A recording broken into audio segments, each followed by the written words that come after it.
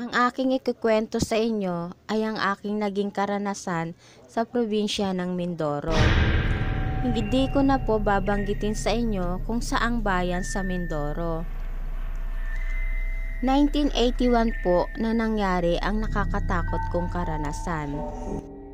Ako po si Mike, nagtatrabaho po ako dati sa isang pabrika ng mga dilata. Sinabi ng kaibigan ko na piyesta raw sa kanilang probinsya, kaya hihingi siya ng 1 linggong bakasyon. Kung gusto ko raw sumama sa kanya, masaya raw ang piyesta sa bayan nila. Naisip ko rin na sumama sa kaibigan ko, kaya nag-file din ako ng 1 linggong bakasyon sa aming kumpanya. Araw na ng alis namin, sumakay kami ng taxi papuntang Cubao, para dun sumakay ng bus papunta naman ng Batangas.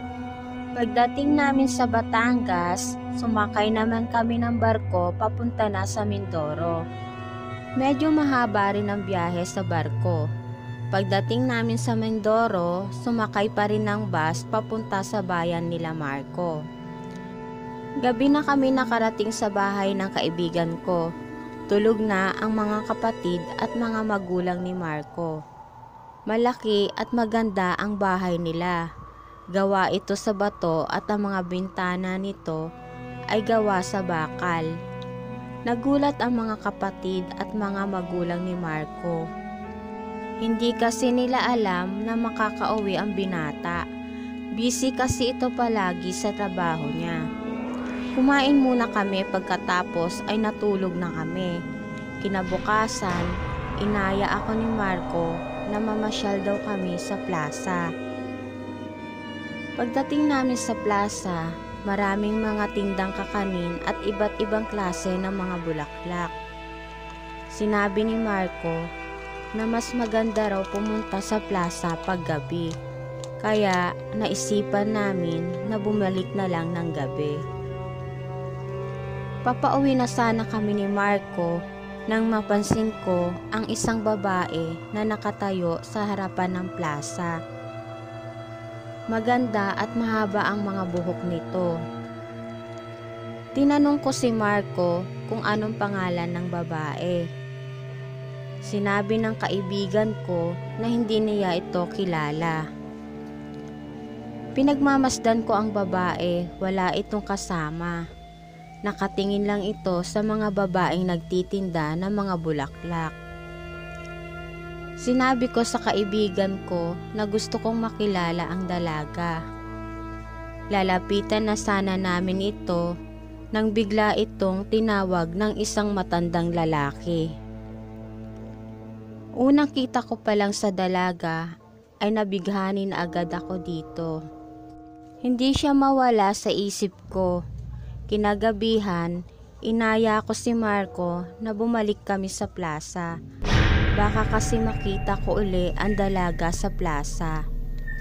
Habang nakasakay kami sa tricycle, nakita ko ang babae na naglalakad. Medyo madilim sa daan, iilan lang ang mga poste na may ilaw. Papunta ang babae sa madilim na lugar. Naisip ko na bumaba ng tricycle para sundan ito. Sinabi ko kay Marco na mauna na siya sa plaza. Mabilis na nawala ang babae. Nagpatuloy pa rin ako sa paglakad. Nagbakasakali ako na makita ko siya. Kinakabahan ako ng gabi na yon, pero patuloy pa rin ako sa paglakad.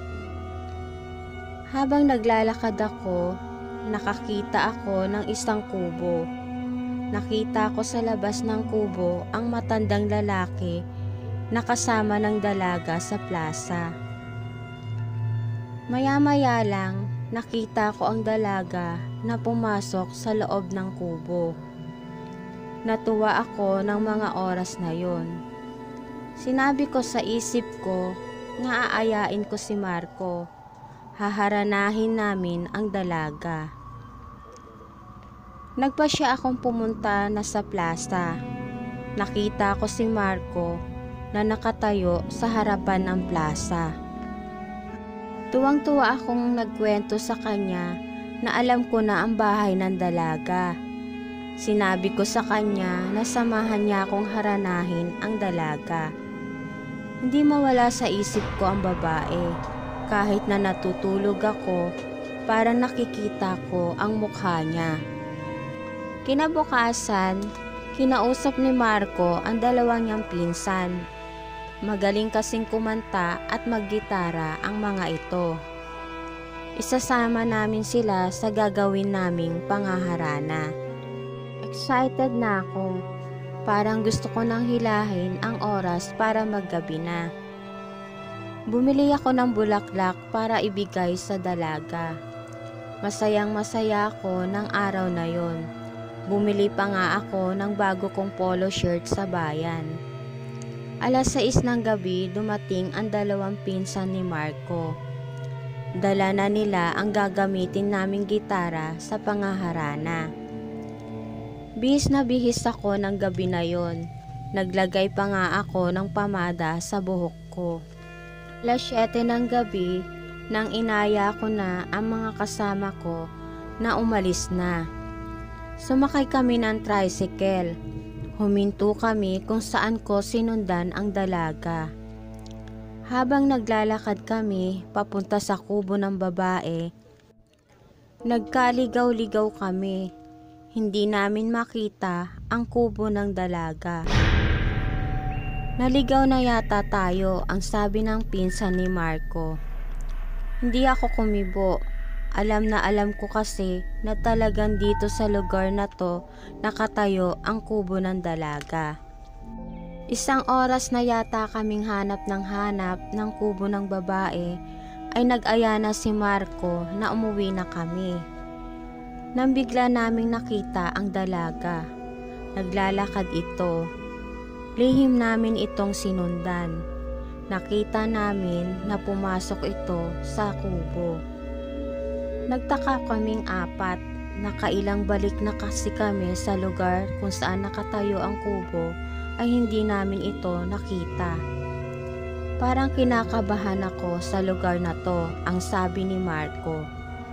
Nakaramdam na rin ako ng takot, pero hindi ko na lang ito pinahalata sa kanila. Hinaya ko na sila na pumunta sa kubo. Habang nasa harapan na kami ng bahay ng babae, ay may narinig kaming umaalulong na aso. Nagkatinginan kami ng mga kasama ko. Nakiusap ako sa kanila na ipagpatuloy na namin ang panghaharana. Nag-umpisa ng kumanta ang dalawang pinsan ni Marco. Nakatapos na sila ng isang kanta ay wala pa ring dumudungaw sa bintana. Kumanta pa uli ng isang kanta ang pinsan ni Marco nang biglang lumabas sa bintana ang napakalaking ibon. Sobrang laki nito, napakalaki ng pakpak. Nag-unahan kaming 4 sa pagtakbo. Habang tumatakbo kami, sinusundan kami ng dambuhalang ibon. Bigla itong nawala nang makarating na kami sa kalsada. Hindi na kami sumakay ng tricycle pa uwi sa bahay nila Marco. Tumakbo na lang kami ng tumakbo. Nagulat ang mga magulang ni Marco.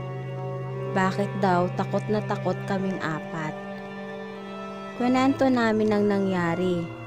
Sinabi ng tatay ni Marco na baka aswang raw ang nagugustuhan kong babae. Hindi ko malaman ang nararamdaman ko ng mga oras na yon. Tumayo lahat ang balahibo ko sa katawan. Maghahating gabi na, hindi pa rin ako makatulog.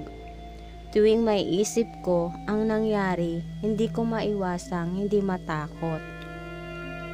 Nagulat ako nang makarinig ako ng malakas na bumagsak sa bubungan ng bahay nila Marco. Nagising lahat ang mga kasama kong natutulog sa loob ng bahay. Narinig kong lumabas ang tatay ni Marco para tignan kung ano yung bumagsak sa bubong ng bahay nila. Sumilip ako sa bintana. Nakita ko na nasa labas na rin si Marco. Kaya naisipan kong lumabas ng bahay para alamin kung ano yung bumagsak sa bubong. Kumuha ng hagdan si Marco para umakyat sa bubong. Nagulat kami nang may lumipad na dambuhalang ibon galing sa bubong ng bahay. Papunta sa amin ang dambuhalang ibon, kaya mabilis kaming tumakbo sa loob ng bahay. Kinadena ng tatay ni Marco ang pinto para hindi makapasok ang aswang. Mabuti na lang ang mga bintana ng bahay ay puro bakal. Hindi makakapasok rito ang aswang. Lipad ng lipad ang aswang sa paligid ng bahay. Paikot-ikot ito. Maya-maya lang, naramdaman namin na pilit na binubukas ng aswang ang pinto ng bahay. Takot na takot kaming lahat sa loob. Maya-maya lang, naramdaman namin na lumilipad na ang dambuhalang ibon palayo.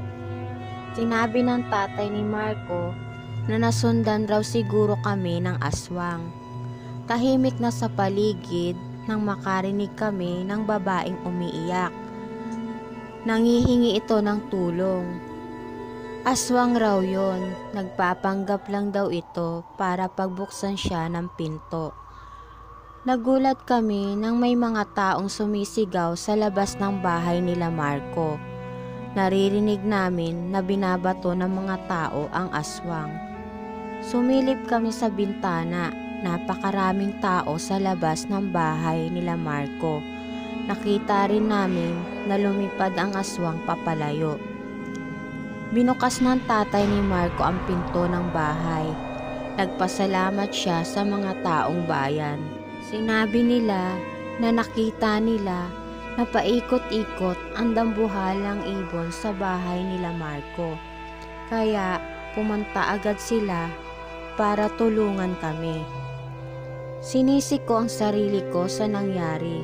Siguro kung hindi ako nagkagusto sa babae na yon, ay hindi mangyayari ito, ang sabi ko sa isip ko. Hiyang-hiya ako sa nangyari, kaya nagpaalam ako na uuwi na sa Maynila. Sinabi ng mga magulang ni Marco na wala raw akong kasalanan sa nangyari.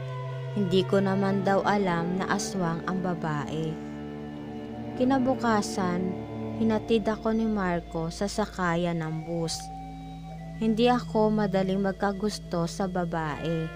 Pihikan kasi ako, kaya natatawa na lang ako sa sarili ko. Sa sobrang pihikan ko sa babae, sa aswang ako nagkagusto. Simula raw nang umalis na ako sa bahay nila Marco, ay hindi na raw muling bumalik ang aswang. At dito na po nagtatapos ang aking kwento. Salamat po.